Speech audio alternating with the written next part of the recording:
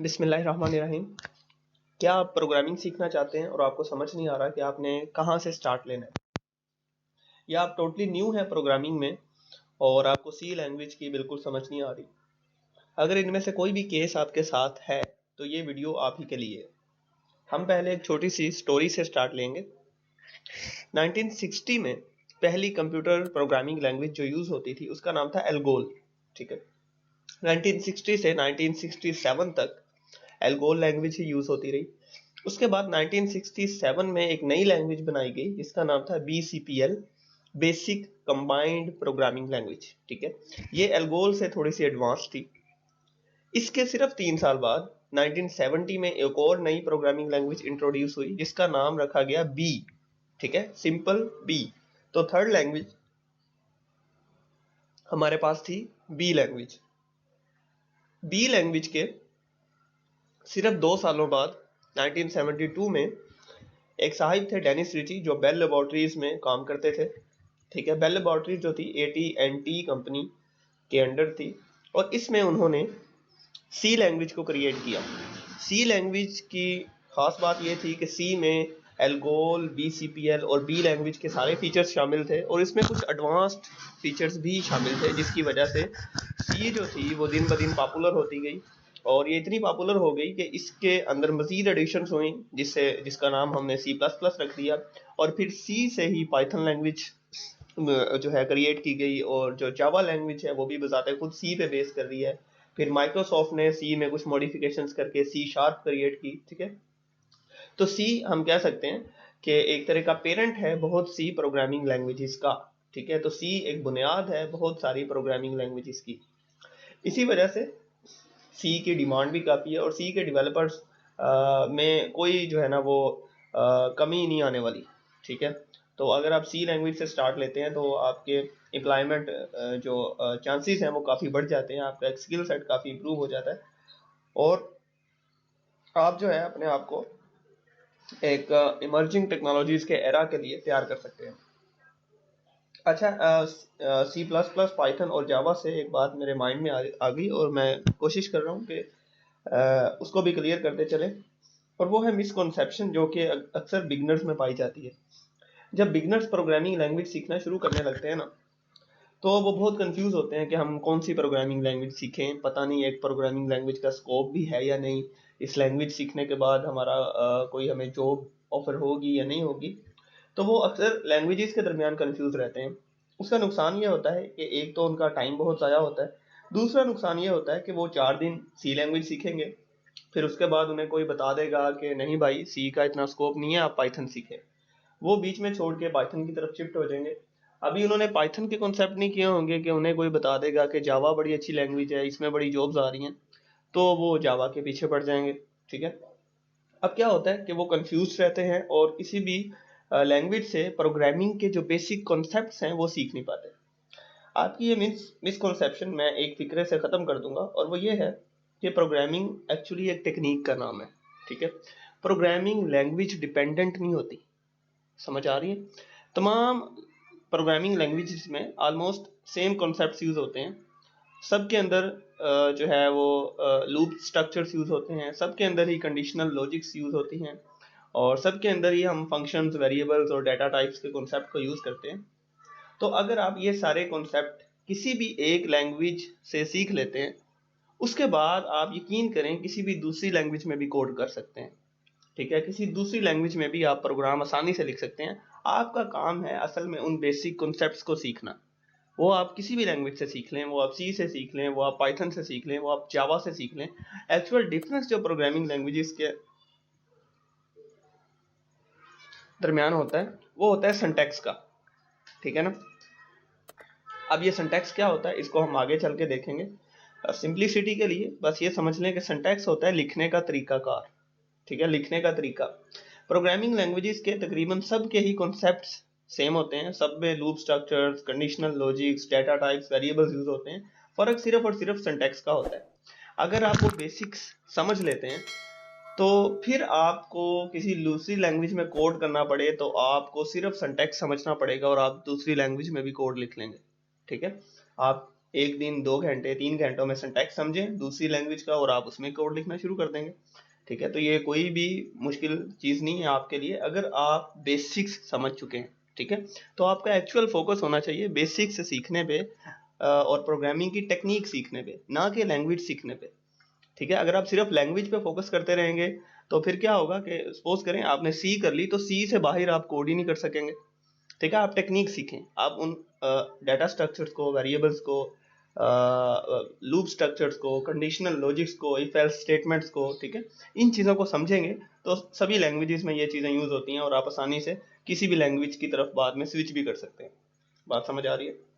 अच्छा, तो अब हम स्टार्ट करते हैं। पहले स्टार्ट करने से पहले हम स्टार्ट लेंगे कि प्रोग्रामिंग क्या होती है और प्रोग्रामिंग लैंग्वेजेस क्या होती हैं। हम इन दो चीज़ों को समझेंगे। तो प्रोग्रामिंग जो है basically is a way to write instructions for a computer to do something. ठीक है, प्रोग्रामिंग एक ऐसा प्रोसेस है जिसकी मदद से, जिसकी हेल्प से हम कंप्यूटर को बताते हैं कि कंप्यूटर ने क्या काम करना है। ठीक है, अब इंस्ट्रक्शन क्या होते हैं? इंस्ट्रक्शन एक ऑर्डर होता है, एक हुक्म होता है। ठीक है, हम कंप्यूटर को बेसिकली, आप सपोज कर लें कि कंप्यूटर जो है वो एक छोटा सा बच्चा है। ठीक है, अब बच्चे को हम आहिस्ता आहिस्ता सिखाते हैं कि बच्चे आपने ये काम करना है, ठीक है, ये करना है, ये करना है। कोई मेहमान आएगा तो आपने उससे सलाम लेना है। ठीक है, और आपने अपने आप को नीट एंड क्लीन रखना है। तो आहिस्ता आहिस्ता हम बच्चे को सिखाते हैं और बच्चा आहिस्ता आहिस्ता चीज़ें सीखता है। ठीक है, बिल्कुल ऐसे ही प्रोग्रामिंग ऐसा प्रोसेस है जिसमें हम कंप्यूटर को सिखाते हैं आहिस्ता आहिस्ता कि आपने क्या काम किस तरह से करना है। अगर हम कैलकुलेटर की एग्जांपल देखें ना, तो कैलकुलेटर बेसिकली एक छोटा सा कंप्यूटर है, छोटा सा, और उसके ऊपर एक प्रोग्राम चल रहा होता है और वो प्रोग्राम उस कैलकुलेटर को बता रहा होता है कि आपने एडिशन कैसे करनी है, सब्ट्रैक्शन कैसे करनी है, मल्टीप्लिकेशन कैसे करनी है।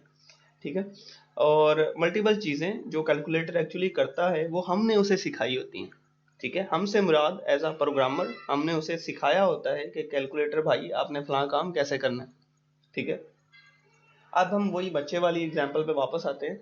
बिल्कुल ऐसे ही जैसे हम एक छोटे से बच्चे को जब हमने कोई हिदायत या कोई इंस्ट्रक्शन देनी होती है तो हम उसे उसी लैंग्वेज में इंस्ट्रक्शन देते हैं जिस लैंग्वेज को वो बच्चा समझ सकता है।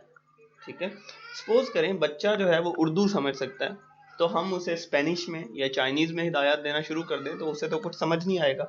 ऐसे ही है ना, बच्चा अगर इंग्लिश समझ सकता है तो हम उसे जापानीज़ में हिदायत तो नहीं दे सकते। सही है, तो बिल्कुल ऐसे ही कंप्यूटर को कोई बात समझाने के लिए हमें वो लैंग्वेज आनी चाहिए जो कंप्यूटर समझता है। ठीक है ना, अब कंप्यूटर की जो लैंग्वेजेस हैं वो कहलाती हैं प्रोग्रामिंग लैंग्वेजेस। ठीक है ना, जिनमें लिखी गई हिदायत को कंप्यूटर समझ सकता है।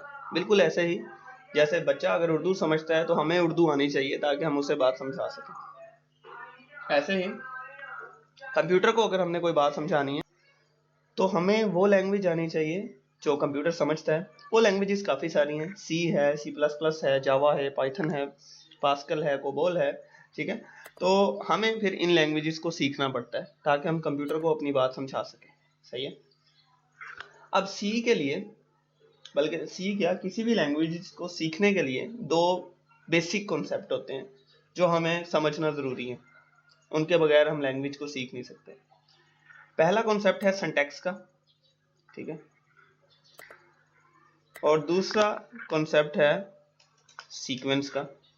सिंटैक्स और सीक्वेंस का ख्याल हमें हर लैंग्वेज में रखना पड़ता है। इसलिए किसी भी लैंग्वेज में, प्रोग्रामिंग लैंग्वेज की मैं बात कर रहा हूँ, किसी भी लैंग्वेज में कोड लिखने से पहले हमें ये दो चीज़ें पता होनी चाहिए। एक तो उस लैंग्वेज के अंदर सिंटैक्स कैसे लिखा है, दूसरा उस लैंग्वेज के अंदर किस इंस्ट्रक्शन को किस सीक्वेंस में लिखना है। सिंटैक्स होता है लैंग्वेज को हिदायत को, इंस्ट्रक्शन को लिखने का तरीका। सी के अंदर इंस्ट्रक्शन लिखने का तरीका मुख्तलिफ होगा पाइथन के अंदर इंस्ट्रक्शन लिखने के तरीके से। ठीक है ना, मैं एग्जांपल देता हूँ। सी के अंदर जब हम कोड लिखना शुरू करते हैं, अच्छा, सी के अंदर जब हम हिदायत लिखते हैं तो हम कुछ इस तरह से लिखना शुरू करते हैं, हैश इंक्लूड एंड stdio.h। ठीक है, कुछ इस तरह से हम हिदायत को लिखना शुरू करते हैं। सी के अंदर हिदायत लिखने का या इंस्ट्रक्शन लिखने का सिंटैक्स ये है। ठीक है। लेकिन पाइथन के अंदर ये चीज़ नहीं होती, पाइथन का सिंटैक्स डिफरेंट है, ठीक है। तो उम्मीद है आपको बात समझ आ रही होगी कि एक लैंग्वेज के अंदर इंस्ट्रक्शन लिखने का स्पेसिफिक मेथड या तरीका जो है वो सिंटैक्स कहलाता है। अब हम आते हैं सीक्वेंस। सीक्वेंस कहते हैं तरतीब को, एक स्पेसिफिक अरेंजमेंट को, ठीक है। हिदायत या इंस्ट्रक्शन जब हम लिख रहे होते हैं एक लैंग्वेज में तो हमें सीक्वेंस का बहुत ख्याल रखना पड़ता है, ठीक है। हमें उसमें अरेंजमेंट जो है कैरेक्टर्स की वो क्या है वो हमें उसका ख्याल रखना पड़ता है। सपोज करें यही एक जो है ना इंस्ट्रक्शन मैं लिख रहा हूँ और मैं ये जो हैश साइन है इसको मैं यहाँ पे एंड पे डाल दूँ। अब सिंटैक्स तो बिल्कुल ठीक है क्योंकि सबके सब कैरेक्टर वही हैं जो सी के अंदर यूज होते हैं, लेकिन मैंने सीक्वेंस खराब कर दिया। सीक्वेंस अगर खराब हो जाएगा फिर भी जो है वो हमारी हिदायत या इंस्ट्रक्शन काम नहीं करेगी, क्योंकि हमारा जो कंप्यूटर है वो उस सीक्वेंस को उस इंस्ट्रक्शन को समझ नहीं सकेगा, ठीक है। सिंटैक्स और सीक्वेंस दोनों का सही होना लाजमी है, दोनों का ख्याल रखना हमें ज़रूरी है किसी भी लैंग्वेज के अंदर। समझ आती है बात, ठीक है। अब हम इस चीज़ की तरफ चलते हैं कि जब हमें समझ आ गया कि प्रोग्रामिंग क्या होती है, प्रोग्रामिंग लैंग्वेजेस क्या होती हैं, ठीक है, और सी लैंग्वेज क्या चीज़। लेकिन अब आप पूछ सकते हैं कि ठीक है भाई हमें सब कुछ समझ आ गया, लेकिन अब हमने कोड लिखना शुरू करना है, अब हमने प्रोग्राम लिखना शुरू करना है, तो हम कहाँ पे लिखेंगे, ठीक है ना। अब देखें ना, मैं यहाँ पे ये एक मैंने वाइट बोर्ड वेबसाइट ओपन की हुई है और यहाँ पे मैं एक इंस्ट्रक्शन लिखी है, ठीक है ना। तो इधर मैंने इंस्ट्रक्शन लिखी है तो इसको नहीं पता कि ये एक्चुअली एक इंस्ट्रक्शन है या एक हिदायत है, ठीक है ना। कंप्यूटर को हिदायत समझाने के लिए ना हमें एक स्पेसिफिक सॉफ्टवेयर चाहिए होता है जिसे हम कंपाइलर कहते हैं। अब कंपाइलर क्या करता है, हम कंपाइलर को समझ लेते हैं। सपोज करें दो लोग हैं, एक बंदे को उर्दू आती है और दूसरे बंदे को चाइनीज़ आती है, ठीक है, लेकिन वो दोनों आपस में कम्युनिकेट नहीं कर सकते, उन्हें ज़रूरत है आपस में कम्युनिकेट करने की। अब वो क्या करेंगे, वो कोई तीसरा थर्ड पर्सन ऐसा ढूंढेंगे जिसे उर्दू भी आती हो, जिसे चाइनीज़ भी आती हो। उर्दू बोलने वाला जब बोलेगा तो वो दरमियान में जो ट्रांसलेटर बंदा है वो उसकी बात को ट्रांसलेट करके चाइनीज़ को समझा देगा। इसी तरह जब चाइनीज़ कुछ बोलेगा तो वो जो ट्रांसलेटर है दरमियान वाला वो उसकी लैंग्वेज को तर्जुमा करके उर्दू में उर्दू वाले बंदे को समझा देगा। इस तरह से वो जो दो लोग हैं वो आपस में कम्युनिकेट कर सकेंगे, ठीक है। सेम यही काम कंपाइलर का होता है, ठीक है। कंपाइलर जो है वो एक ऐसा सॉफ्टवेयर होता है जिसके अंदर हम कोई इंस्ट्रक्शन लिखते हैं। सपोज करें ये इंस्ट्रक्शन हमने सी की, ये हिदायत हम कंपाइलर को बताएंगे कि भाईजान ये हिदायत हमने आपको दी है।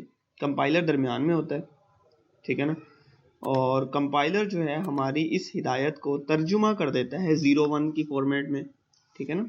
कंपाइलर क्या करेगा, एक्चुअली तर्जुमा कर देगा, ट्रांसलेट कर देगा हमारी हिदायत को 0 और 1 में, ठीक है ना, क्योंकि कंप्यूटर्स जो हैं वो 0 और 1 या बाइनरी में काम करते हैं। ऐसे ही है ना, कंप्यूटर को बाइनरी के अलावा कुछ नहीं समझ आता। ये जो प्रोग्रामिंग लैंग्वेजेस हैं ये एक्चुअली हमने इसलिए बनाई हैं, साइंसदानों ने, रिसर्चर्स ने ये इसलिए क्रिएट की ताकि हमें 0-1 ना लिखना पड़े, ठीक है, क्योंकि ये तो बड़ी मुश्किल सी चीज़ है, ठीक है। तो इसलिए हमने क्या किया, प्रोग्रामिंग लैंग्वेजेस बनाई और कंपाइलर सॉफ्टवेयर बनाया। हम प्रोग्रामिंग लैंग्वेजेस सी, पाइथन, जावा कोई भी है उसमें लिखा हुआ कोड जो है वो कंपाइलर को देते हैं। कंपाइलर उनको ट्रांसलेट कर देता है ऐसी लैंग्वेज में जो कंप्यूटर को समझ आ सके, और वो लैंग्वेज है बाइनरी। जब वो कोड बाइनरी में ट्रांसलेट हो जाता है तो कंप्यूटर हमारी इंस्ट्रक्शन को समझ लेता है और हमारी इंस्ट्रक्शन के मुताबिक कोई प्रोसेस परफॉर्म कर देता है। समझ आ रही है बात, ठीक है। अच्छा, कंपाइलर जो है ये as a standalone software भी हमारे पास डाउनलोड हो जाता है, और फिर हम हमारे पास कुछ ऐसे सॉफ्टवेयर होते हैं जो कंपाइलर के अलावा जिनमें एडिशनल फीचर्स भी होते हैं, ठीक है। कंपाइलर तो उनमें होता ही होता है ना, और उनमें एडिशनल फीचर्स कुछ और भी होते हैं, उनको हम कहते हैं आईडीई यानी इंटीग्रेटेड डेवलपमेंट इन्वायरमेंट।